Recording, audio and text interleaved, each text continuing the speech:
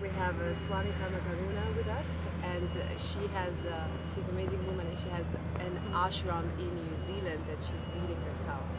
So we're very pleased to see you here at Bhakti Festival. Thank you so much for taking your time for us.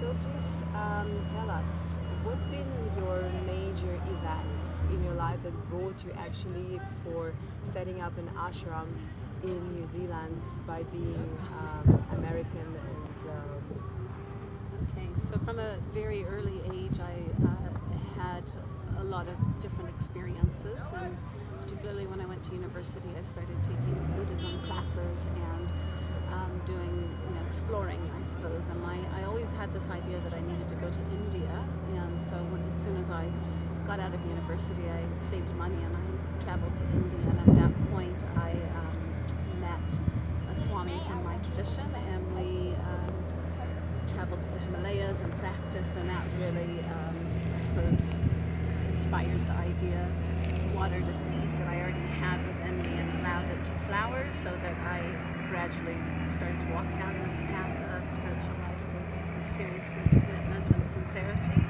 And the ashram unfolded by itself.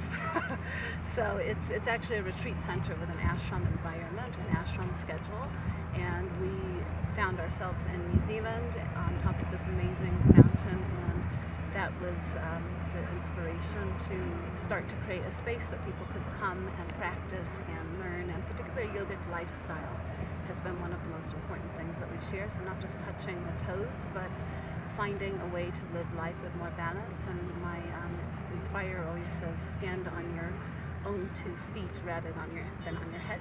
So we try to stand on the head, but it's about finding that balance and that grounding and that depth within ourselves that's the most important. Yeah, so beautiful. Thank you so much. So many women, especially, they're struggling with connecting spiritual life and connecting their yoga practice and connecting their everyday life. What would be your top 3 tips for those women? How to come back to their practice, how to come back to spirituality, how to face those everyday challenges? good question. I think the thing is that we need to think about yoga not as something that we do on the mat, but that it's a part of our daily life. It's part of how we live. So if you're standing in the supermarket line, take some deep breaths. If you're having a challenge with children or parents that might be dependent on you, or husband, whatever, boyfriend, use that as your transformative process. Use that to inspire you to grow, to live in your highest self, to be the best that you possibly can be. Take little moments to, when you get 5 minutes, rather than getting on the cell phone and checking the Facebook, put your legs up the wall. When you have a few minutes, rather than going to a coffee, which triggers your adrenal glands and actually turns on the fight and flight, do something like child's pose or nadi shodhan, something to balance the breath and the brain and to bring you back to center. And it only takes little capsules, yoga capsules. And I think that's the most important. I've probably said more than 3. But using each and every moment, because yoga is not just what we do on the mat. That is a practice, and it's important because it reminds us of where we want to be. It reminds us of the peace and the balance and the perspective that we're aiming for. But the most important is what we do once we get off the mat, and our lives are busy. So rather than thinking that we have to do a 3-hour practice at sunrise, be practical about it and get up 20 minutes before your children. Do something in the middle of the day when you have that space. Do something and make it an attitude in front of life rather than something you only do on the mat. Well, what a beautiful tip. So I have 2 last questions for you. One of the questions is, so if you would imagine that you would live in the parallel universe where everything would be possible, and you wouldn't be Swami, but you would be something or someone else, what would that be? And what would you do? That is a very difficult question. I honestly, I don't feel. I feel like I'm doing exactly what I'm meant to be doing. So I can't quite imagine the parallel universe at the moment. I feel like my life has unfolded with challenges. Also, I've been a mother and partner. So all those things have given me the gifts that allow me to do the work that I'm doing, the growth and the understanding. And I feel like this, I'm in that flow of where everything connects and meets, and so there isn't a parallel universe at the moment that I could imagine. I mean, Yeah. I feel really blessed. I feel really, and also I think with age comes a little bit of understanding and wisdom of myself that is allowing me a deeper perspective, a calmer perspective, and an ability to expand, feel more expansive more of the time. So it's beautiful. So there's no need to look for anything else, if that makes any sense. Yeah, totally. Thank you. That's a perfect answer. Talking about the challenges, about you being expressed as a mother, as a partner, as a leader of director of the ashram, what is your one sentence that you tell yourself with the challenge is really hard, that you are about to give up? What is this thing that brings you back on track, that brings you moving, that is something that really you feel is connected, coming down to you, and like, okay. You understand? I'm not sure if I can say just one. Okay. Share with us many. But some of the tools that I use are the same ones I just said, taking a few moments and putting my legs up the wall and getting that gap and the perspective that allows me the space to act rather than react. Coming to my breath is very important, so just remembering that depth of breath, and the minute I come to that depth of breath, it shifts me into that relax and digest. So again, I've got perspective and I've got ability to see things as they really are, not as the glasses that when we wear these glasses that have anger, have stress, or have challenge in them. Actually, the situations outside of us are often not the problem, it's ourselves. So it's coming back to myself for that moment to remind myself to be in that present, and in that it gives me perspective so I can make a better choice. My mantra is very important, so I wear my mala, and I often will take off my mala and chant my mantra internally, which again brings me back to center.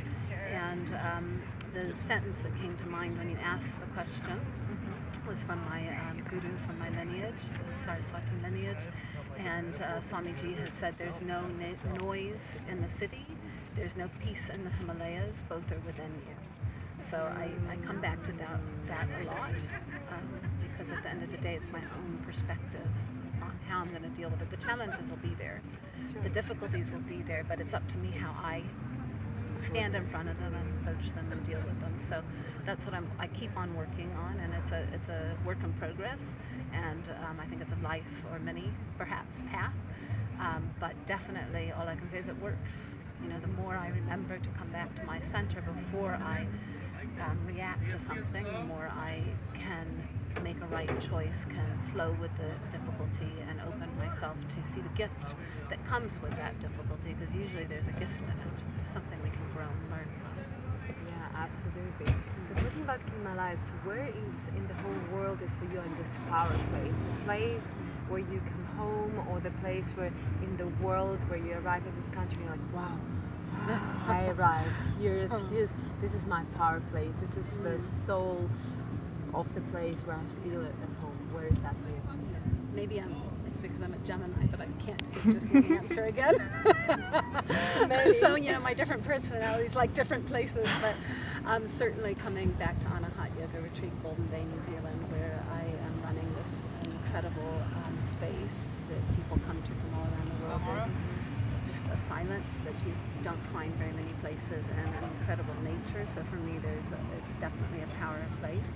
Going to my second one, my ashram, there it's maybe not the physical piece that I find at Anahata, but it's an expansive of high energy that feeds me very deeply, and it's something that I feel like I need to keep tapping into. It's like going to a well and drinking from the well and being nourished from it. So I get that type of nourishment, and then I can bring it back out to wherever I go and share that. So that's definitely a power spot as well. And I have to say, one more because that's my quiet one, Yeah. which I go to for myself. So I was born in Hawaii, and I have the honor to be able to stay at my dad's place in Maui.